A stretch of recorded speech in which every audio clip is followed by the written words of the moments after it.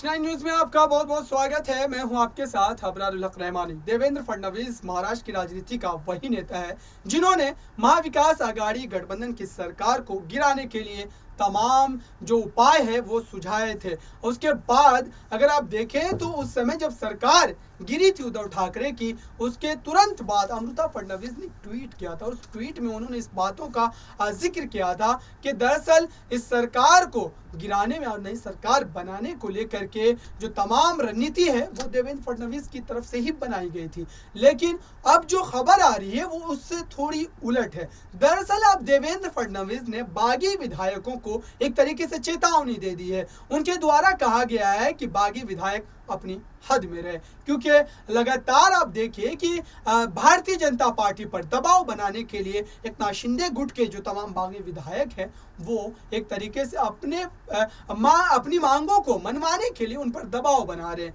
और बीजेपी यहाँ पर ये बात बेहतर ढंग से जानती है कि इस सरकार को चलाने के लिए बीजेपी का सहयोग एकनाथ शिंदे के लिए बेहद जरूरी है। ऐसे में एकनाथ शिंदे भी खुलकर देवेंद्र फडणवीस के खिलाफ कुछ बोलते नजर नहीं आ रहे हैं। फिलहाल आप देखिए कि एकनाथ शिंदे और देवेंद्र फडणवीस के बीच जो तालमेल है उसमें भी कमी देखने को मिल सकती है, क्योंकि बागी विधायकों को फटकारने का मतलब यह है कि सीधे तौर पर देवेंद्र फडणवीस ने एकनाथ शिंदे को चुनौती दी है। और एकनाथ शिंदे जिस तरीके की राजनीति के सफर को तय करते हुए आज महाराष्ट्र की सीएम की कुर्सी पर बैठे हैं, तो ऐसे में एकनाथ शिंदे इन बातों को लेकर के ज्यादा बर्दाश्त नहीं कर पाएंगे और हो सकता है कि इस सरकार टूटती हुई भी नजर आए, यह सरकार गिरती हुई भी नजर आए, क्योंकि अब तक सरकार के गठन के बाद कोई भी पक्के तौर पर यह बात नहीं कह सकता कि इस तरीके की सरकारों को चला पाना कितना मुश्किल काम होता है